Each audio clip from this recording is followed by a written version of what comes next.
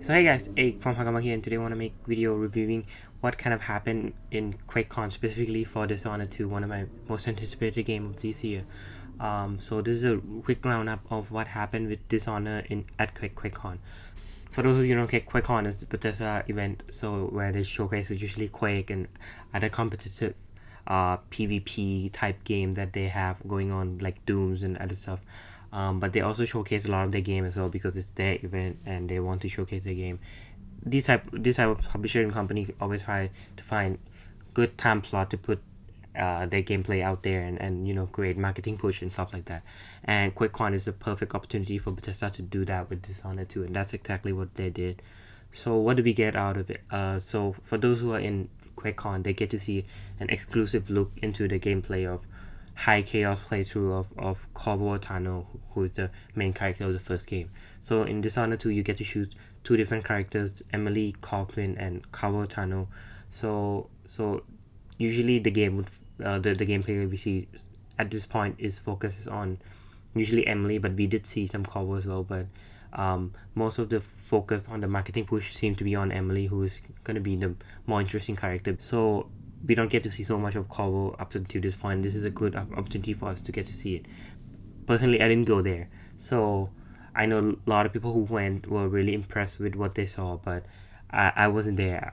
I'm halfway across the earth, so I didn't go there. But Bethesda did release some stuff. Specifically, they released 5 brand new screenshot and 3 new GIF, animated GIF in a Bethesda post that they put out, and a press release that they give to journalistic website. So let's look at that and see kind of what we can expect from it. So the first one I wanted to look at is the GIF. So they have 3 brand new GIF that is posted on their Bethesda website post that they usually post when they have new news and stuff like that. And so the first one we have is the Springrazor making a return from the first game. So obviously this is the thing that you put on the ground. When the enemy walk across it, it explodes. And the new animation is kind of cool, right? Like you can see the body part is kind of just flew everywhere in a really horrific way. In the first game that kind of happened, but I don't think it is to this like level of visceral, and like you can see the blood and everything kind of fly everywhere more than we have seen in the first game. So I think this is partly due to because now that they changed into a new engine they call Void Engine that is being developed on Tech 5. I think it allowed them to do a lot of cool physics stuff that they couldn't have done before, and the artistic vision of this game is just really great. The first Dishonored have really cool art style, but this one looked to make that even much better. So it's really cool. So we see here there's also the health and mana. For those who are not familiar, this is how they change the layout now that the health and the mana is gonna be. It's gonna be like the moon looking thing, but so it's essentially the same thing that we have seen before. So this one is kind of more of the same, but in more polish and better graphics and stuff like that. So it's look interesting for those who like this equipment. First game will probably be happy to see this make a return. It's one of the most violent tool you can use in the first game as well. So the second one we see Corvo using bend time ability that we know he's gonna have. Now we know that Emily is not gonna have bend time. We did see in the cinematic trailer, the first trailer they released for Dishonored 2, that Emily used bend time in that trailer, and the creative director Howie Smith did promise that everything we see in that trailer is going to be in the game.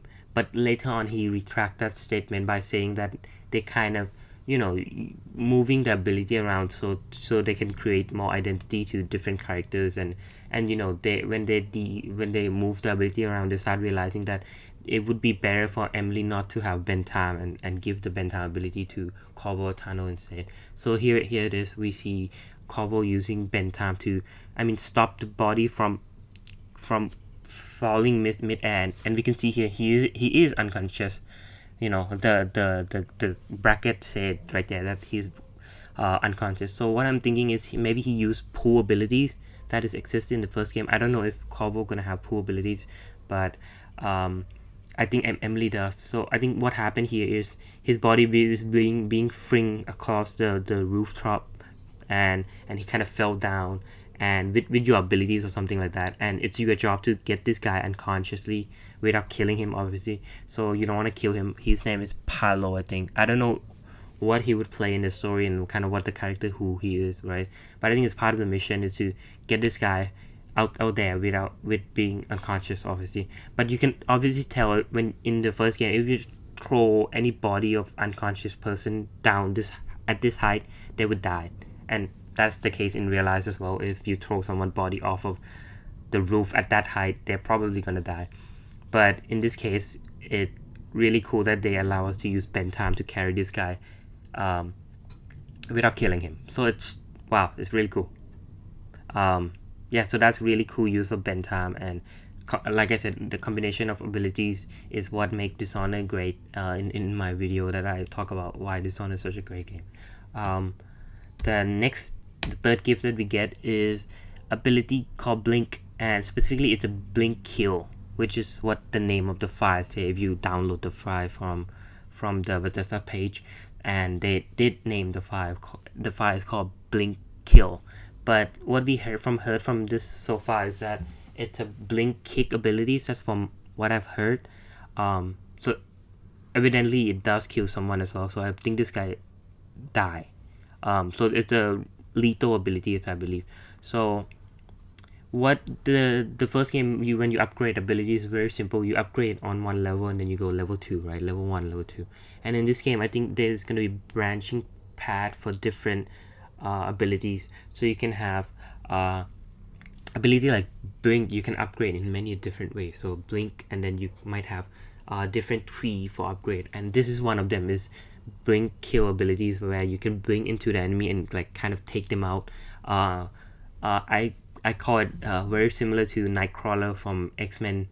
For those who watch X-Men or read the comics, he kind of have similar abilities. He's gonna teleport from place to place, and that's essentially what blink allow you to do. And this kind of combine that ability with the lethal abilities of taking out enemy instantaneously. And it looked like it seemed like it used the same amount of mana as blink as well, so that should be interesting. But yeah, it's allow you a cool new way to play the game, so that's interesting to say the least.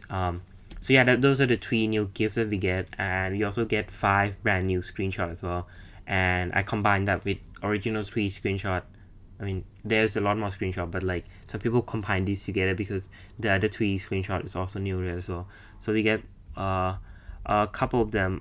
So the first one I'm going to focus on is the antagonist of this game, or what we believe to be the antagonist of this game, Delilah. And she's standing next to this guy who seemed to be a god of some kind, and there's 2 characters in the background. So I think this is her. If have to guess, I think this is her maybe layout. Maybe it's when she stormed the Memorial Day at the start of the E3 conference that we see in E3 demo. Maybe it's over there, I don't know, but it's just a really cool close-up of Delilah face, and a god that next to her. So obviously she is in power here, because from what we see, they are looking the same way. So what we kind of draw from that is they are working together or something like that. So she probably have some power in terms of having her own men doing her work, stuff like that. Then we have what look to be a painting of the Delilah, and I'm not sure who the painter is, but if I have to guess, it's Samuel.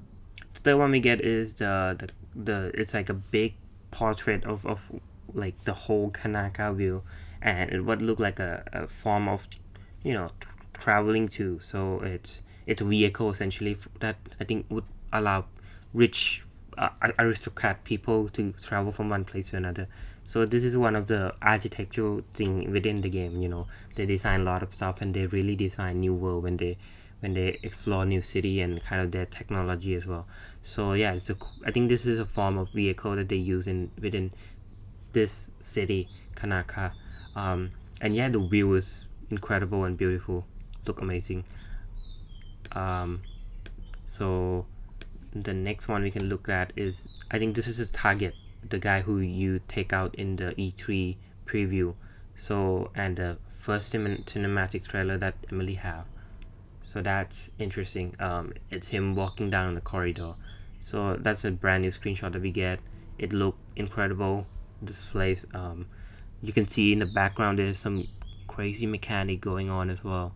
There's a lot of stuff. I think there's a lot of stuff here. I think this guy is probably one of those scientist type character, or some kind of character that build a lot of stuff, because his house, if you remember in the cinematic trailer, his kind of transforms and does a lot of crazy stuff. So yeah, look interesting. And the last image we got is also a big Kanaka view, and we see a god right here, and there's tree going out of the building and stuff like that. So I think this is a more of a view thing than delivering any kind of story. Really, it's kind of telling you the kind of city it is, right? Like, it is more beauty in terms of natural, like there's tree, there's stuff like that, but at the same time it still mixed really well with the whole building and architecture that they have, and kind of, I'm not sure, is that a pipe or something up above at the top. That's really interesting as well. So yeah, that's all the 5 screenshots we get, and we have some older screenshot that we get as well. There's some old screenshot of Winslow, Brimley and Finch, Rosswine Industry. So this screenshot is this guy walking down like a alleyway with like kind of background. So probably this is probably some place we will go into in the game, and we've come across some of these places. It's really interesting. And then we got the Overseer. So this is the costume for the Overseer. It looked really cool. So the Overseer in this game is going to be different from the Overseer we see in Dunwall. So they have different costumes, stuff like that. So that should be interesting. And then we have a female older character who I'm not sure who she is, with a scar on her face. So she probably is a character that we'll come across in the game as well. So yeah, those are some of the stuff that is being reviewed and QuakeCon during the day 1 of QuakeCon. So I think this is a quick review of that. And someone tweeted Harry Smith saying, was this only for the people at QuakeCon, or will we get to see it online as well? And Harry Smith did respond, and he said not sure. So he's not sure whether Bethesda is going to release any of these stuff for the public viewing or not. So as far as I know, we get those 3 GIF from the QuakeCon, and we get those 5 new screenshots that they put out for the press, and some of the press put that out. So yeah, that's some of the stuff we get from Bethesda in QuakeCon for Dishonored 2.